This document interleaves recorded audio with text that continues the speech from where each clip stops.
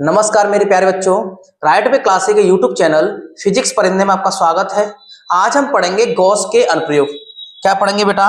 Gauss के अनुप्रयोग। जैसा कि आप सभी को पता है, यह गॉस के अनुप्रयोग हर साल बोर्ड एग्जाम में आते हैं। ये 3 अनुप्रयोग है बेटा। कितने हैं? 3 अनुप्रयोग। इन 3 अनुप्रयोगों में से हर साल एक अनुप्रयोग पूछा ही पूछा जाता है। कितने अंक का बेटा? 5 अंक का। तो इस वीडियो से आपके 5 अंक तो पक्के होने वाले हैं, हाँ या ना?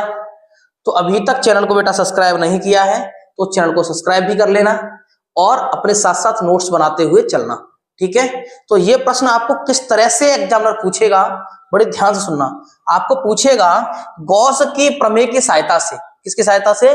गॉस की प्रमेय की सहायता से अनंत लंबाई के सीधे आवेशित तार के कारण विद्युत क्षेत्र की तीव्रता ज्ञात कीजिए। तो आपको क्या लिखनी है हिंदी? सबसे पहले इस तरह से लिखोगे, माना अनंत लंबाई का एक सीधा आवेशित तार L है। डायग्राम साथ साथ बनाते चलना, किस तरह से इसका डायग्राम बनेगा। देखो, माना अनंत लंबाई का एक सीधा आवेशित तार L है। इसकी लंबाई बेटा कैसी है? अनंत। क्लियर? उस पर एक समान रेखी आवेश घनत्व लैम्बडा है। क्या है बेटा? रेखी आवेश घनत्व लैम्बडा, यानी कि प्रति एकांक लंबाई पर आवेश कितना है? लैम्बडा है। यहां तक कोई दिक्कत हुई? क्लियर? आगे चलें। इस तार से r दूरी पर, इस बेटा तार से r दूरी पर, कितनी दूरी पर? r दूरी पर एक बिंदु बेटा P है और इस P पर विद्युत क्षेत्र की तीव्रता ज्ञात करनी है। एक बार और सुना जाए। माना अनंत लंबाई का एक सीधा आवेशित तार L है। इसकी जो लंबाई है तार की वो क्या है बेटा? L है। अनंत लंबाई का सीधा आवेशित तार L है, ठीक है? इस तार पर कैसा है? वो आवेशित है बेटा। कैसा है ये? आवेशित, ठीक है ना? आवेशित तार। और इस तार से कितनी दूरी पर बेटा? इस तार से r दूरी पर, कितनी दूरी पर? r दूरी पर एक बिंदु P है जहां पर विद्युत क्षेत्र की तीव्रता ज्ञात करनी है। इस तरह से आपको लिखना है और डायग्राम बनाना है। अभी डायग्राम कंप्लीट नहीं हुआ है, ध्यान से सुनना, क्योंकि हम जानते हैं गॉस की जो प्रमेय लगती है वो बंद पृष्ठ के लिए लगती है। तो मुझे इसको क्या करना है? बंद करना है। देखो किस तरह से करेंगे, ध्यान से सुनना, हाँ या ना? इसको मैं इस तरह से बंद कर दूंगा, क्योंकि तार आपने देखा होगा, तार ऐसा ही तो होता है बेलनाकार, देखना कभी, हाँ या ना? अब ये कंप्लीट हो गया, ठीक? अब ध्यान से सुनना, मैं क्या करूंगा, मुझे क्या निकालना है? सबसे पहले मुझे निकालने हैं आवेश बेटा। क्या निकालने? सबसे पहले आवेश। उसके बाद दूसरा काम क्या है बेटा? मुझे निकालने हैं कुल फ्लक्स। दूसरा काम क्या होगा मेरा? कुल फ्लक्स। ध्यान से सुनते चलना। तीसरा काम है गॉस की प्रमेय में रखना। उसके बाद इसका पूरा संपूर्ण डेरिवेशन हो जाएगा। तो देखो, सबसे पहले अपन लोग क्या निकालेंगे? इसका आवेश। तो ध्यान से सुनना, क्या निकालेंगे? आवेश। तो आवेश कैसे निकलेगा? आवेश यानी कि Q बराबर होगा क्या? L लंबाई है और रेखीय आवेश लैम्बडा है, तो L into lambda. Equation first, पहला काम हो गया बेटा कंप्लीट। दूसरे स्टेप पे आए, ध्यान सुनना। अगर फ्लक्स निकालेंगे इससे, तो मान लीजिए इस पृष्ठ से फ्लक्स φ1 है, इस पृष्ठ से निकलने वाला फ्लक्स φ2 है और इस पृष्ठ से निकलने वाला फ्लक्स φ3 है। एक बात ध्यान सुनते चलना, मैं क्या कर रहा हूं, इस पृष्ठ से जो फ्लक्स निकलेंगे उसको φ1, इसको φ2 और उसको φ3। क्लियर? और क्या होगा बेटा? देखो, इसका अगर मैं एरिया वेक्टर निकालूं तो कैसा होगा? पृष्ठ के लंबवत, यानी कि एरिया वेक्टर होगा इधर साइड, हाँ या ना? विद्युत क्षेत्र की तीव्रता इधर है, एरिया वेक्टर इधर है, ठीक है? इसका एरिया वेक्टर निकालूंगा तो किधर होगा? नीचे की ओर, तो डीए होगा नीचे की ओर। क्लियर? और इस पृष्ठ की बात की जाए, बीच वाले पृष्ठ की, तो इसका जो एरिया वेक्टर होगा बेटा वो किधर होगा? इस डीई के दिशा में। ध्यान से सुनना, एरिया वेक्टर किसे कहते हैं? एरिया वेक्टर मतलब पृष्ठ के लंबवत। पृष्ठ के एरिया वेक्टर कैसे होता है? पृष्ठ के लंबवत। इस पृष्ठ का कैसे होगा? नीचे, इस पृष्ठ का ऊपर और इसका होगा सीधा इधर साइड। तो ध्यान से सुनना, इस ई और इसके बीच में कितना कोण बनेगा? इस ई और इसके बीच में बनेगा कोण 90, थीटा का मान 90। इसके भी बीच में कितना होगा? 90, हाँ या ना? देखो, ई इधर है और ये इधर है 90, लेकिन इसके बीच बना कोण क्या होगा? 0। यहां तक क्लियर हुआ? एरिया वेक्टर कैसे निकालेंगे? क्लियर? ठीक है, तो देखो हम निकालेंगे कुल फ्लक्सों की संख्या। कुल फ्लक्सों की संख्या तो कुल फ्लस्कों की संख्या बेटा निकलेगी तो क्या बोलेंगे, फाई बराबर phi one plus phi two plus phi three. Clear, यहां तक कोई दिक्कत? आगे देखो, जो फाई बराबर फाई वन का मान क्या होता है, समाकलन E D A cos theta. आपने सूत्र पढ़ा होगा, फाई बराबर E D A cos theta.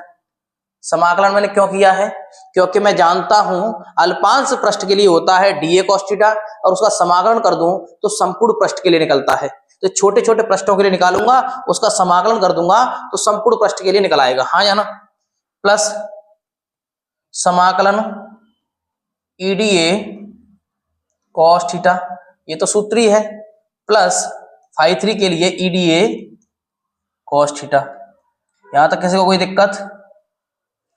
आगे चले, एक लाइन और देखो, फाई बराबर होगा बेटा समाकलन ई डी ए कॉस कितना, थीटा का, थीटा पर फाई वन का मान कितना है 90, तो कॉस 90, क्या लिखूंगा मैं, कॉस 90 प्लस समाकलन ई डी ए इसका कितना है कॉस 0, इसको कितना बेटा कॉस 0 प्लस समाकलन ई डी ए कॉस 90।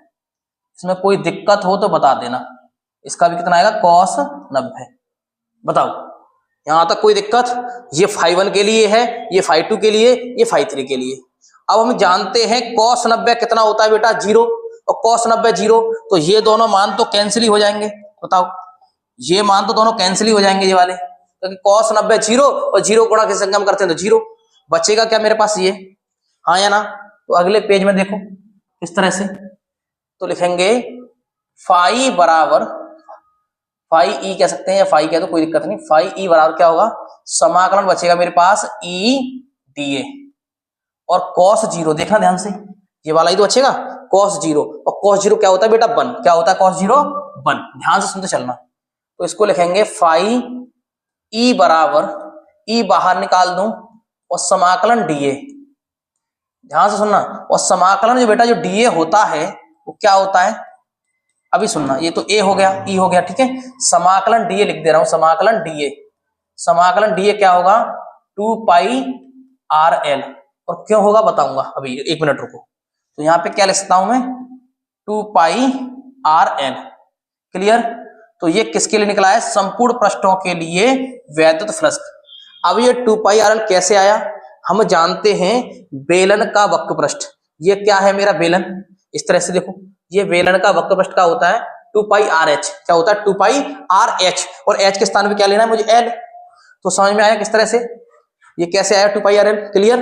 अब मुझे क्या करना है, गॉस की प्रमेय में रख देना है, किसमें बेटा, गॉस की प्रमेय से, गॉस की प्रमेय से, गॉस के प्रमेय से क्या होता है, फाई ई बराबर क्यू एप्सिलॉन नॉट, तो फाई ई का मान क्या है ई 2 पाई आर एल, क्यू का मान क्या है पीछे एल इंटू में लैम्बडा बट्टे में एप्सिलॉन नॉट, देख लेना पीछे यही तो है, देखो इस एल से एल कैंसिल, एल कैंसिल, तो ई बराबर इस जगह लिखता हूं, तो ई बराबर क्या आएगा, ई हमें निकालनी है, तो ये कहां पहुंच जाएगा नीचे, तो होगा 1 अपॉन ई बराबर 1 अपॉन 2 पाई, और नीचे एप्सिलॉन नॉट है, एप्सिलॉन नॉट, ऊपर लैम्बडा है, लैम्बडा, और बट्टे में भी तो आर भी तो बचा, और आर, इसको मैं लिख सकता हूं इस तरह से।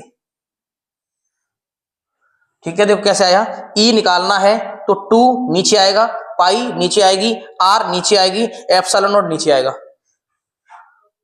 एप्सिलॉन नॉट भी नीचे, आर भी नीचे, ऊपर लैम्बडा। ठीक है, या इसको लिखना चाहूं मैं तो लिख सकता हूं ई बराबर 1 upon 4 pi epsilon not 2 lambda बट्टे में आर। ये मैंने कैसे लिखा है, 2 का गुणा ऊपर और 2 ऐसे, मतलब 2 बट्टे 2 लिखा है मैंने, 2 का गुणा 2 का भाग करने पर। ठीक है, इसको दोनों साइड लिखेंगे, इधर 2 आ जाएगा, इधर 2 का गुणा होकर 4 हो जाएगा। हाँ या ना? बताओ क्लियर हुआ यहां तक? तो किस तरह से आया है बेटा, क्लियर? तो ये होती है किसके लिए, आवेशित तार के कारण वैद्युत क्षेत्र की तीव्रता। इसका आप स्क्रीनशॉट कर लेना, ठीक, इसका कर लो और फिर इसका भी कर लो, फिर चलेंगे अपन लोग आगे। कर लिया? ठीक है, देखो आगे देखते हैं। अब अगला है अगला क्या है बेटा, एक समान आवेशित अनंत समतल चादर के कारण विद्युत क्षेत्र की तीव्रता। इसको क्वेश्चन को कैसे पूछेगा, गॉस की प्रमेय की सहायता से अनंत समतल चादर के कारण विद्युत क्षेत्र की तीव्रता ज्ञात कीजिए। तो आपको इस तरह से लिखना है, किस तरह से, माना माना माना है, ठीक है, गलत लिख दिया है। माना एक समान आवेशित अनंत समतल चादर है, एक चादर है भैया, अनंत समतल चादर है, ठीक है ऐसा, जिस पर पृष्ठ आवेश घनत्व सिग्मा है, जिस पर पृष्ठ आवेश घनत्व सिग्मा है। इससे r दूरी पर एक बिंदु P है, एक बिंदु P है, P बहुत मिस्टेक है, मैं बताते चल रहा हूं, एक बिंदु P है। इससे बेटा कितनी दूरी पर, इससे r दूरी पर एक बिंदु बेटा P है। इस P पर विद्युत क्षेत्र की तीव्रता ज्ञात करनी है। कितनी दूरी पर बेटा, r दूरी पर, एक बिंदु क्या है, P है, जहां पर विद्युत क्षेत्र की तीव्रता ज्ञात करनी है। क्लियर हुआ? इसका इस तरह से डायग्राम बनेगा, ध्यान से सुन लेना। क्लियर?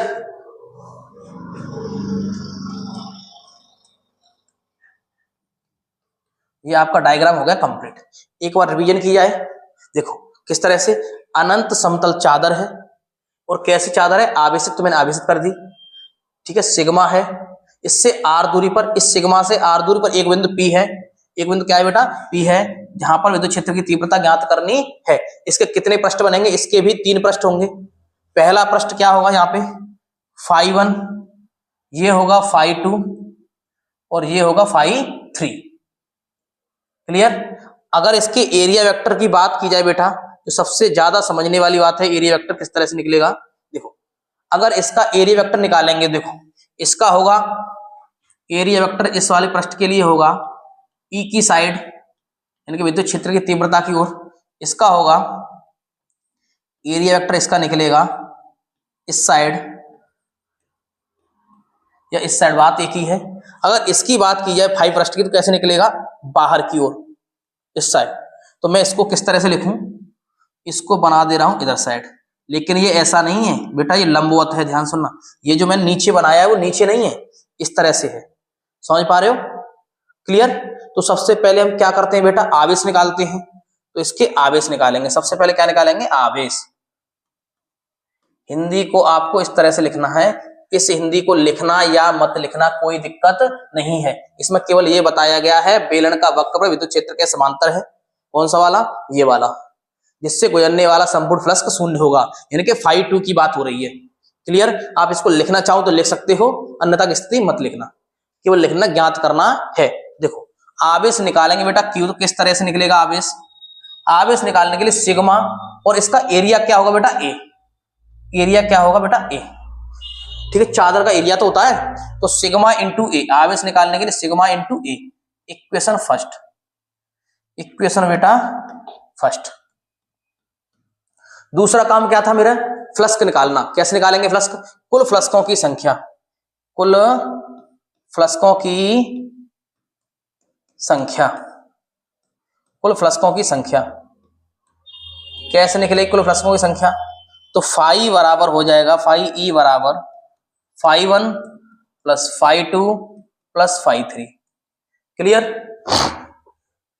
फाई ई बराबर, इसका क्या होगा, वही समाकलन EDA cos 1 की बात हो रही है, तो cos कितना होगा, cos 0, cos 0, क्योंकि विद्युत क्षेत्र की तीव्रता ये है इसके लिए, ठीक है, इसके लिए ये है, और इसके लिए तीव्रता किधर है, इधर साइड, और ये है इसके लंबवत, देख पा रहे हो। तो cos 0, cos 0 लिख दिया, प्लस cos 0 प्लस समाकलन EDA, और 2 की बात की जाए तो कैसा है, लंबवत, विद्युत क्षेत्र के कैसा है, लंबवत, तो cos 90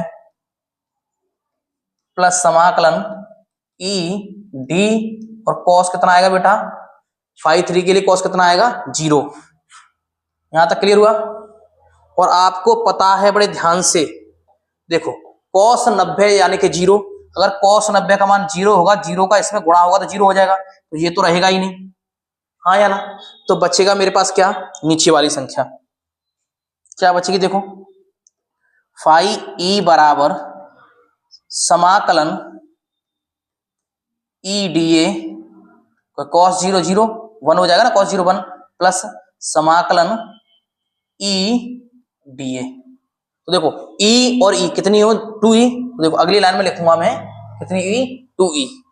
तो देखो फाई e बराबर इसको लिख सकता हूं 2e समाकलन dA। अब एक बात का ध्यान देना है आपको, इस समाकलन dA को मैं 2 पाई RL नहीं लिख सकता, क्योंकि एरिया क्या माना है मैंने, a, वो तो बेलन का वक्रपृष्ठ था, ये चादर है, तो इसका क्या होगा बेटा a। ध्यान सुनना, फाई e बराबर 2 और e और समाकलन dA क्या होगा बेटा a। समाकलन dA क्या होगा मेरे पास a। क्लियर हुआ यहां तक। अब क्या निकालते हैं हम, गॉस की प्रमेय से। अगला स्टेप क्या होता है बेटा मेरा, गॉस की प्रमेय से। तो गॉस की प्रमेय क्या है, उसमें पुट कर देंगे गॉस की प्रमेय से फाई e बराबर क्यू एप्सिलॉन नॉट। तो फाई e का मान क्या है बेटा मेरे पास, फाई e का मान है 2EA, Q का मान है सिग्मा इंटू ए और एप्सिलॉन नॉट। क्लियर। और इस a से a कैंसिल, और मुझे E निकालनी है, तो क्या लिख सकता हूं, सिग्मा 2 एप्सिलॉन नॉट। यही होती है बेटा विद्युत क्षेत्र की तीव्रता समतल चादर के कारण। आप इसका भी स्क्रीनशॉट कर लीजिए।